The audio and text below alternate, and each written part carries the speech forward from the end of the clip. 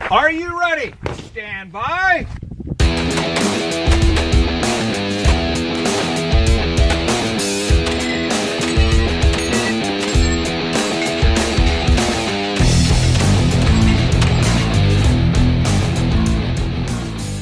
Welcome to the 3 Gun Show, your source for technique, strategy, and match recon, brought to you by Armalite Rifles, LAG Tactical, and Breda Shotguns. I'm your host, Dave Hartman. My guests this week are several friends that shot the Vortex Shooter Source 3-gun match, Jessica Collier, Bill Corcoran, and Adam Maxwell, and we have a fun post-match conversation that includes heavy division talk and funny match stories. This podcast is brought to you by Breda USA, Italian shotguns that are the best in the world. And this is a shotgun tech tip from Team Breda. Hey, this is Dave Hartman from the 3 Gun Show, and I'm with Tina Martin-Nims from Team Breda, and we are going to learn about choke selection. So before you go out to the match, you want to make sure that you have an understanding of how what your chokes are patterned at. So what I like to do is I have my 3 main chokes that I usually use, which is a spreader, an IC, an improved cylinder, and a mod. And I set my targets out at 5, 10, 15, 20, 25, and 30. And it's just like a knockover steel and a flipper. And I test to see what how they perform at those distances with the ammo that I typically use. And so when I go out onto a stage, I already know that at, say, 35 yards, I can use my mod choke and knock it out. And I'll be ready to go. Awesome. All right. Well, that's your tech tip from Tina Martin-Nims of Team Breda. Check out Breda's B12i 3-gun ready inertia-driven shotgun at BredaUSA.com. That's BREDA. This podcast is brought to you by LAG Tactical. I've been using LAG gear for 3 years now, and I just got an upgrade into their new for 2018 MCS mag pouches. MCS stands for Modular Carry System and is a 2-piece design that fits most double-stack 9 and 40 mags and most AR mags. That means I can loan gear to someone in need on the range, even if we're shooting different guns. I've been using these pouches for many matches now, and they've been great. I like that you can choose the retention based on what is required by the stage, Speed Demon or locked in tight. I've been shooting the low-cut Supernova holster as well, and it has been a dream. They make it in a mid and high cut too if you're into that, but I'm digging the low cut. Super fast draws and plenty of retention when you need it. Check them out, lagtactical.com, and use code 3GS in all caps to save yourself 10% when placing an order. Thank you for tuning into the podcast this week. As I record this, I just got back from the Gadsden Shotgun Championship in Missouri yesterday, and I'm flying out to the NRA annual meeting in Dallas tomorrow. Both of those adventures are going to bring more great content for your listening and viewing pleasure. If you like what we're up to over here at the 3 Gun Show, consider becoming a patron. Supporting the show on a monthly basis allows me to be at events, connect with amazing people, and bring the good times to you. There's a link in the show notes at 3gunshow.com/episode 186. So check it out, decide what value you get from the show, and sign up. If you do, you have my gratitude for your support. This week's podcast is a fun one because it gives you a little behind the scenes of what the match environment is like when the dust settles and we're chilling out and waiting for scores. Shooters are always talking about shooting, and we do some of that here. Plus, we get to hear some of the funniest stories that came out of the match for these shooters. Also, you get to find out what I really think about 40 Smith & Wesson. Now enjoy this one with Jessica, Bill, and Adam. Jessica, tell us a story. Come on. Come on. Out of ammo. This one time. This one time. At Vortex the Vortex Shooter Source. So on the shoot house stage with all the rifle paper, I got to the far left corner. I'm out. I looked at my rifle and went, beep, and threw it straight up in the air. Threw your rifle straight up in the air? No, my mag. My empty mag. Threw your mag straight in the air? Had you nothing Keith on Garcia'd me. Your magazine? Yep. Sweet old Sam Larkin came running through there as fast as he could and handed me his mag, and I finished the stage. Oh, you're kidding. No. Nice. It's one of the cool things about this match is you can coach, you can help out. Yeah. You get in a jam. Well, except for, who was it on our stage, got down to the long range. Oh, yeah, on the house, ridge, on the rooftop. On the ridge line. I don't have any mags. There's a bunch of pistol to shoot, and then you kind of run through the trail like they've traditionally done along the ridgeback. Mm-hmm.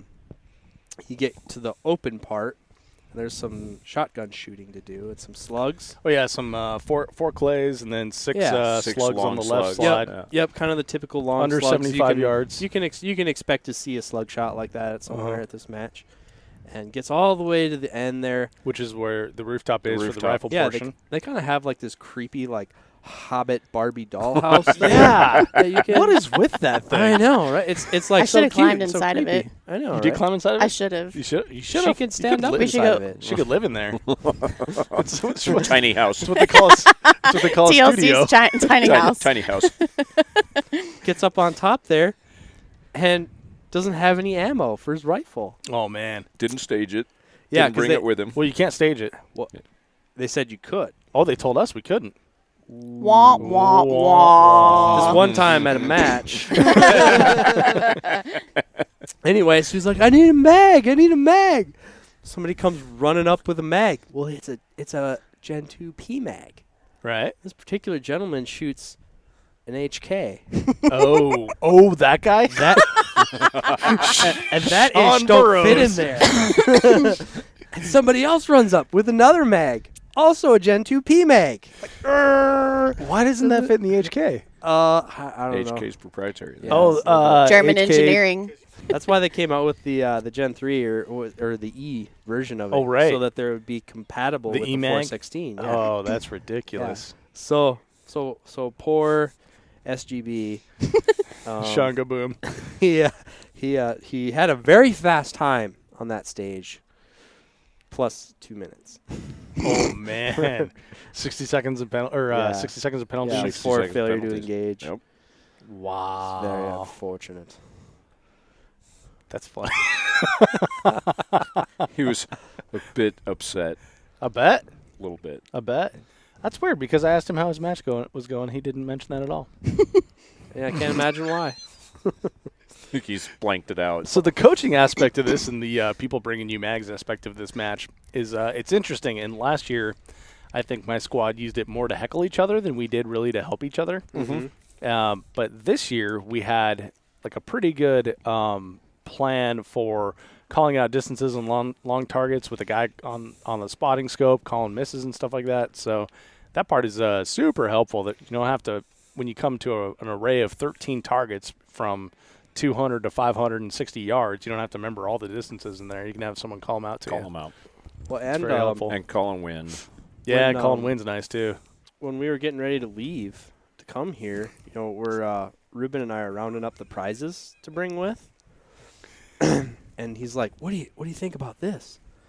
And we're like, we're on the hook for a certain amount of product, and he's like, "What if we bring a bunch of tripods, a bunch of spotting scopes, and a bunch of monoculars?" Mm-hmm. So basically, we brought enough tripods, spotting scopes, and monoculars that every long-range stage would have a Viper spotting scope for the Mhm. range masters, and you had a monocular, a 15-power monocular for your coach to call out. Which is totally cool. Yeah, so it had a super wide field of view and also had a mill reticle inside, so Yeah. you could call mill corrections. Yeah.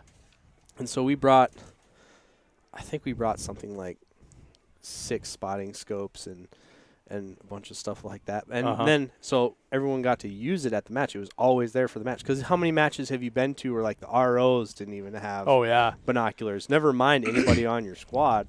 Yeah, and they've got, like, Tasco binoculars that they got Yeah. in, like, 1978. Yeah. One loose ocular lens. Yeah. Yeah, they're kind of holding it like, Holding just it to looking the through the side. one barrel. It's a monocular now. It used to Yeah. be binoculars. So not only did we put all that stuff on the price table, but everybody got to use it in the Yeah, match. that's way So- cool. So that was something different we tried to do this time. Yeah, I like that a lot. And being able to have good glass is, like, super important. For sure. This match is Especially cool. at a match like this. I mean, Yeah. this was a rifleman's match. Yeah. This was I was saying this is a long gun match. Like pistol was just like some spice, in there somewhere, but this was like rifle and shotgun heavy. This is like It's like, hey, polar here's opposite of rifle. We're gonna USPSA put this rifle. We're gonna nationals. put this shotgun. We got all this space. Let's just put some pistol right here. Yeah, right. It'll be right. Well, we'll It put was some like pistol the, right here, 75 yards out. Yeah, it was the glue holding the rifle and the shotgun together. We'll just sprinkle a little bit right there. A little Pesto. bit. Yeah. But it had Jeremy's long-range pistol. I mean, that's Yeah, his for sure. signature deal. Yeah, I actually did really good on that this year. Last year, I totally jacked that one up, but it was I went like the kamikaze method of just like throwing rounds downrange, but Volume of fire. volume of fire. Something will hit. Seriously, this time it was just like, and actually did pretty well on it. I went 1 for 1 on the long ones with a 45, and then Nice. of course that means that for the closer ones, I'm like, oh, I got this. Yeah, I don't need to look at the front sight for those. yeah, Those I got those. Nope, apparently not. FTN. Guess it is important. didn't work on. So Bill, you mentioned the 45, so you shoot heavy division. Yep. What was heavy division here? Because it's different everywhere in the nation. So this is your traditional heavy division, like you'll see at He-Man with 12-gauge pump, 45 limited to 10 rounds, and then 308. The only difference here is 308 is unlimited mag capacity. Oh, okay. So, which is helpful because you've Right. got a lot of kind of mixed short-range, long-range stuff, and Do you still need like one hit to neutralize? one hit to neutralize, which is also nice. I mean, it'd be nice if match directors would figure out that, look, either do one hit and limited capacity, or 2 hits and unlimited Oh, capacity. yeah. I mean, I really don't care which, but don't tell me it's 2 hits and you only have 10 rounds in the mag or 20 rounds in the mag. It's just, it puts you at a really, really bad spot. Right. Because there's only so much stuff you can carry. I mean, it's getting to the point on some of these Yeah. matches you got to bring a backpack. I mean, it's just Big ammo chest bearer, yeah, your chest rig, you got like ammo everywhere. Hard as hell. Yeah, I that's mean, another good example. They used to be like that, and so He-Man is 1, right? But it's limited, so you only have 20 rounds per. So you end up carrying a lot of magazines, and of course you're 7,000 feet, and there's no air, and watching some of these guys, and I'm like, "Ooh, I hope somebody knows CPR because Yeah. that guy ain't gonna make it." Bill, can I ask you this? What is the attraction to heavy for you? To me, it's a lot of it is the physicality of it, right? I mean, Okay. it's a very physical, especially when you're dealing with the pump gun, right? I Okay. mean, that adds a whole nother layer to the skill set, and there's just something about rocking a big 45 and that 308 when you're slinging steel. I mean, you Yep. watch everybody else go up there, and you'll see the steel and it moves a little. There's nothing like flipping steel and breaking steel, and Right. I mean, just Right. showing up at a match and breaking Unless all their you're steel and standing leaving. next to your muzzle and your chest gets blown in. Yeah, well, I mean, the muzzle. I mean, that's part of it. It's just a lot of fun. I mean, Big loud thump. it's a lot of fun. It's you're shooting a big caliber rifle.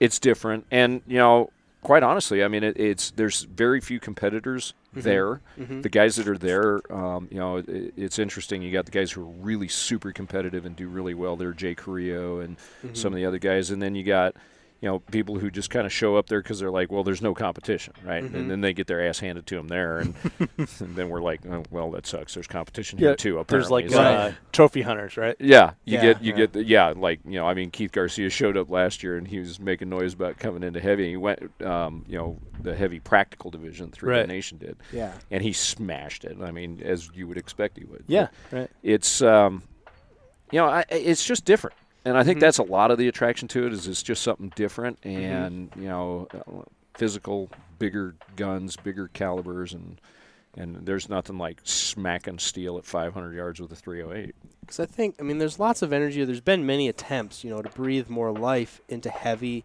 and they've played around with some of the different equipment rules.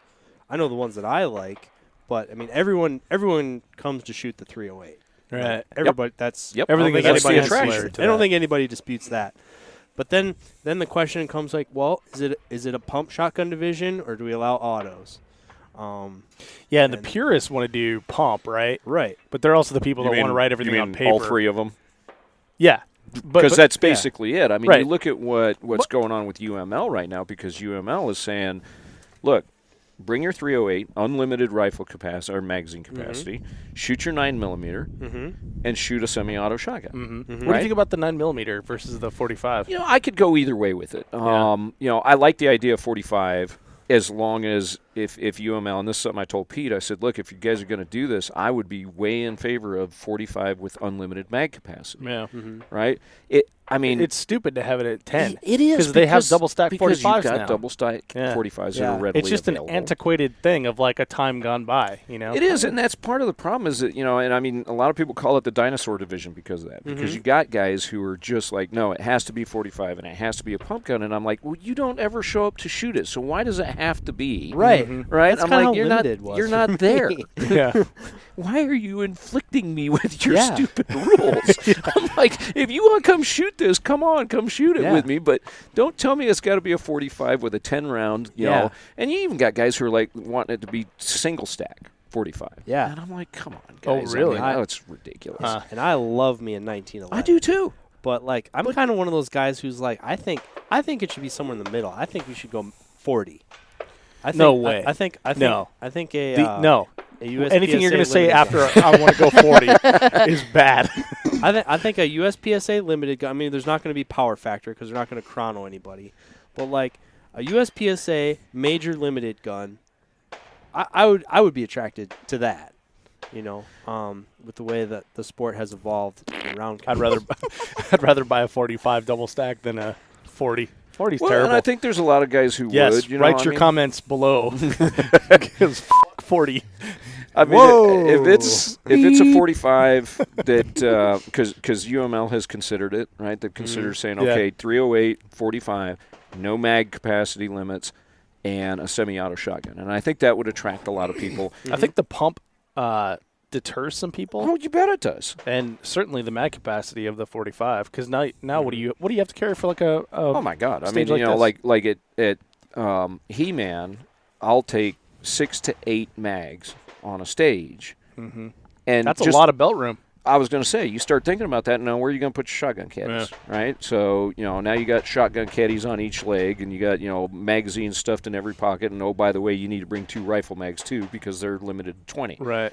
Right. So when you say unlimited rifle capacity, what kind of capacity are you running here?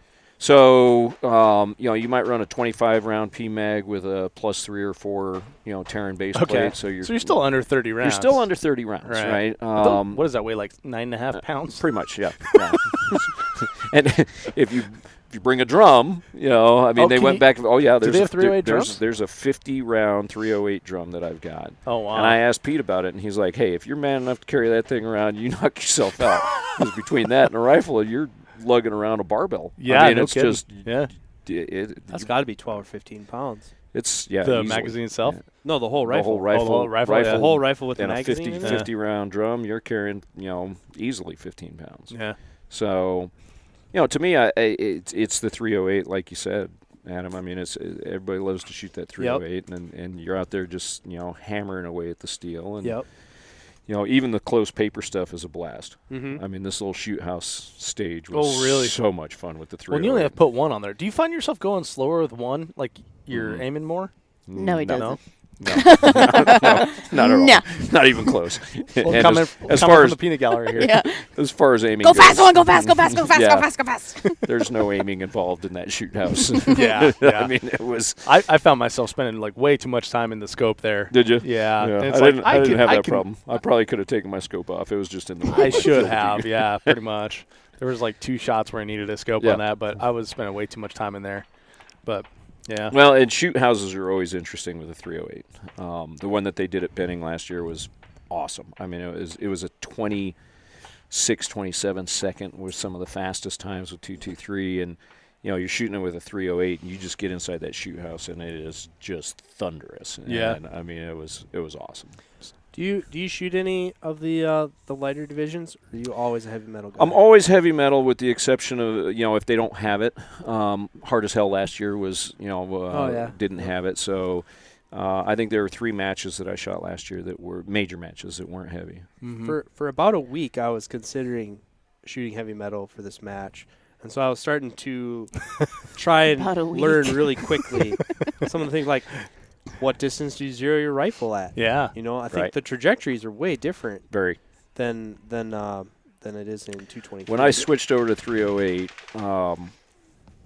I went to a point blank zero, right? Point blank max range zero. What does that mean? So yeah, point what the blank, hell does that mean? point blank max range is actually a really cool way, and it's great for 3-gun, especially for 308. But essentially, if you imagine an 8-inch pipe, so I'm going to shoot inside of an 8-inch pipe, everywhere from 0 yards out to however far it is that I drop off that 8-inch pipe. So you take an 8-inch plate and you put it out there at the maximum range that you can drop. And what that does is it gives you basically, our targets are going to generally be about that big, at least. So everywhere from 0 out to 300 yards, 332 yards, I can hold essentially on the target, and it's going to hit. So right? you zero at 332 yards? So I zero. There's actually a calculation that you can do to figure out where you need to zero at 100 yards and where it needs to be. So at 100 yards, I'm, X inches or X MOA low of dead center. I got right? you. And so as it's following that trajectory, it goes up towards the top of that pipe up around 200, a little better than 200, and then drops down at 300. So you never have to do anything in 3-gun to address holdovers until you're out to your max zero range. And then you start. So which is everything, past 330 yeah, yards. so everything from 0 to 330, I'm just holding on. Oh, no kidding. Right now, Even like a Skinny Sammy? Well, now a Skinny Sammy isn't really going to matter because it's, it's going to be 8 inches tall, right? Doesn't matter if I hit it in the head or I hit it in the bottom, especially with a 308, right? Okay. Because I'm just going to tear it out of the ground. I mean, that's just the beauty of shooting 308s. You can ask Charles Soule every time he'd see me coming, and he's like, hang on a minute, and he'd have to call Brian Corey over to bring the truck with all the steel because I was going to break all their steel. Just the way it is. Yeah, but they like to shoot Colt auto poppers at like 40 yards. Oh, yeah. They'd throw the auto poppers out there, and I would just flatten them. Trash that thing. Dean Turk and I would go out there and we'd just laugh. We were like, all right, well, we're going to break your steel. You just, but like, How you like me now? But like at this match, the smaller, like the 200-yard gongs on stage, what was it, 9 to 8 with the small 200-yard. That was You really 4 inches, right? Yeah, those are 4 inches Yeah, those were 4 or 6. I think they're 4. They're pretty small at 200. Yeah, Oh, that makes a lot of sense. So yeah, That explains everything. but something like that, you do need to know pretty well where you're at. So I've got a really good idea, at the major numbers, the 2, the 3, the 4, exactly where I need to hold to hit dead center. But for the most part, most of our targets are going to be big enough that it doesn't matter. In 3-gun, it doesn't matter if I hit that big steel target at the top or the bottom. Well, especially with 308, right? With the 308, yeah. Yeah, I mean we're looking at like 16-inch targets at like 350 yards on one of the stages out here, and I'm watching like black dots appear with 223, and it's not even moving that thing. But no one on our squad was shooting 308, but. Well, a hit's a hit, so depending on what they've got set up, I loved what Jeremy did here with the Magneto Speed, the flashers on there. That was the Magneto Speed specific brand of flasher was awesome. There were several other flashers that were not as awesome. Right. Yeah. So thumbs up to Magneto Speed for their stuff. Yeah, and Jeremy said he really likes them. So they got some stuff coming for next year, and he and I were talking earlier, and he really likes the Magneto Speeds. And I mean, a hit's a hit. The shooters like them too. Heck yeah, because you don't have to worry about, did the RO not see my hit? Did they I tell you what, though, it? we need to get on the same page as far as a society of, can I move on after I see the flash, or do I have to wait for the RO to say hit? Yes. There's a couple of times I had to call my own shots. There were several times we had to call our own I saw shots. flashes in my scope, and I didn't get hit calls. I was in the spotting scope and saw black dots appear on plates. Same here. That didn't get hit calls. Yeah. Yeah, and I can understand on the black dot thing, because I looked through the RO scope and it was all fuzzy. I'm like, it's not cool when you're the shooter. Back to the flasher thing. What's the right way to do that? If you guys could wave a magic wand. Gosh, I think there's no perfect solution. I don't think the strobes are the answer. I think they have their own quirks that we're finding, because now you just have ROs that are just looking at the strobe light. Yep. They aren't, if that Absolutely strobe light had that problem. If you get a strobe light malfunction, Well, Does and that shooter get a reshoot? we had a guy Yeah. on our stage that had a strobe light malfunction. He put 2 rounds on it, and he shouted, "That's a hit!" And then he did 3 more, 1, 2, 3, Yeah. and the strobe still didn't go But- off. And finally, the RO called it. But I mean, are they better than flashers on the whole? The MGM Oh, yeah. style flashers? Yeah. Probably. Absolutely, I think so. Probably. absolutely. Well, because Yeah. with this, it doesn't matter what grain you're shooting. Yeah. 55 grain will still ring that steel. And it can be a ginormous target and still move when, a pebble of a 223 hits it at 500 yards. Well, and it doesn't work off of movement. It works off of vibration, right? I'm not sure, but We're gonna have to go get one of those things. I mean, if you- suggest maybe you do a podcast with Ryan Hay from Magneto Speed. Can you introduce me? I sure can. All right then, we'll do that. but you can have an 8 or a 10 MOA target at 600 yards and still get a reliable call. Right. Yeah, that's cool. Yeah, and we were seeing that. 560 yards. We're seeing like a little 223 that ordinarily wouldn't move like a MGM flasher. Mm-hmm. And then you're getting the red light indicators, but it was super slow as far as ROs following it. So Well, I think there's probably a learning curve too. I mean, ROs oh, for who sure. are I mean, used this to- is the first time right, I've seen it. Yeah. Yeah. But I think it's a combination of having ROs who can see it and know how to, and how to call it. So, same old story, right? Just different. I think it's a better solution than what we've had. Yeah, I absolutely think it's a better solution. Absolutely. Wow. Absolutely. And so I was, again, I'm kind of speculating here because I haven't held one in my hands, but the way that they work is awesome too. Like it's a fiber optic, so you can't actually shoot the light. Right. You're shooting, if you actually hit the thing that is the red flasher part, it's just like some rubber mush, right? So, Yeah, which yeah. is great because It's not everything gonna is hurt. behind the target, so it can't get shot up. Can't. Yep. Which is different than the flashers that we've had in the past. Yeah. Yeah.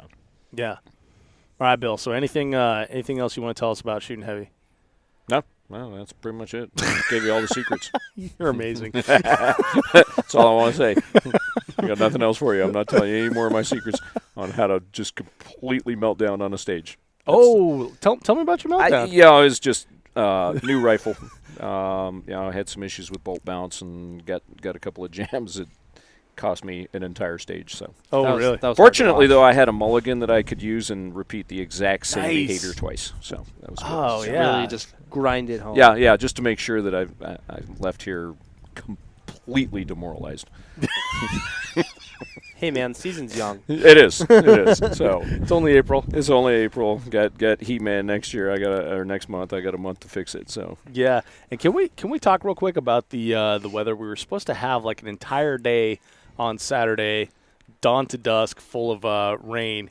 rain, And tornadoes, we lucked all got out. We dodged a bullet. We Big dodged a time. bullet. I think we closed the door on our truck as The the wall of downpour. water Yeah. came down. I was actually on deck when that wall of water came down, and we were stuck under the awnings in the bays. And when we saw the ROs jump in their trucks and drive out of the bays, we're like, That's a bad sign. do they know something we don't? That's a bad sign. Should we get out of here? But at that point, we were kind of committed because it's just completely dumping around us. We got soaked a little bit, but then we shot them today after the match, so it wasn't too bad. But we lucked out, so we had probably 90 minutes of rain to deal with in the afternoon, a little bit during the bit in the morning. day, Yeah. a little bit in the morning, wasn't too bad. But we were hoping, or we were expecting the worst based on It the was supposed forecast. to We be. got lucky. Yeah, it Yeah. was supposed to be. Awesome. Well, so great match. Gonna shoot it next Yeah, year, absolutely. Jess. Are you gonna shoot next year? I'm going to shoot every year, even if I stop shooting 3-gun. Awesome. Adam, how about you, man? Oh yeah, for sure. Especially being on board with the title sponsor, it's a must attend. Definitely. No choice. Well, there's always a Part of your choice, job but description. yeah. Yeah. Well, yeah, we're definitely excited to put this one on every year. Even if we don't necessarily get to put our full concentration on competing in it, but we're definitely stoked on creating more of a spectacle and making it a must-attend event for everybody next year. So tomorrow's the first day of planning for 2019. Awesome. Yeah, the trip back always has the planning conversation, right? Oh yeah, it's a long way back to Wisconsin. All right. Jessica, Adam, Bill, thanks for being on the show. Awesome. You See got ya. it, Dave. Thanks, Dave. Hey, before you take off, be sure to check out the show notes at 3gunshow.com/episode 186. If you want to hear more about the Vortex Shooter Source 3-gun match, you will find a link to sign up on Patreon as a 3-Gun Show supporter in the show notes. For as little as $5 a month, you can support the podcast and get access to bonus content as well. This podcast is brought to you by Armalite, the original. Armalite rifles put the AR in AR-15. The rifles themselves come with 1 8 twist barrels, match barrels, 18-inch or 13.5-inch with a 15-inch or 12.5-inch handguard, Timney trigger, Luth AR stock, adjustable gas system, tunable comp, a patented tunable comp. This thing's ready to go right out of the box for a 3-gun with no additional modifications other than putting on a nice optic. I myself use a Vortex Viper PST 1-6 when I'm shooting TAC Ops or their Spitfire when I'm shooting limited. Check them out at armalite.com. Quick reminder that if you enjoyed this episode of the podcast, subscribe in iTunes, Google Play, Podcast Addict, or wherever you get your podcast content, so you will always get the very latest. Thank you so much for downloading, listening, and subscribing to the show. I'm Dave Hartman, and I'll see you on the range.